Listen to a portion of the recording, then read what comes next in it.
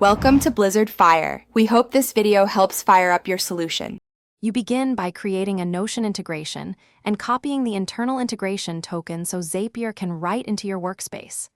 Once done, share the exact Notion page or database with that integration. That grants permissions. Next, sign in to Zapier and pick Google Calendar as the trigger app, selecting New Event or Updated Event. This step captures real-time changes. Make sure you choose the correct calendar ID so events route precisely to the flow you will build. Now you build the action. Select Notion and either create database item or update item, depending on whether you want new rows or edits. Map Google Calendar fields to Notion properties, title to name, start/end to date, description to text, attendees to multi-select or people.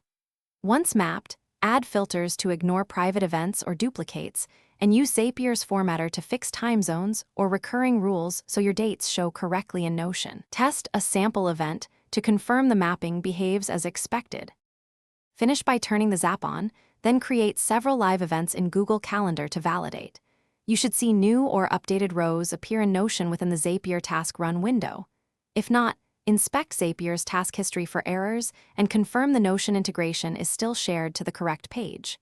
If events fail or duplicate, add dedupe filters and confirm time zone handling.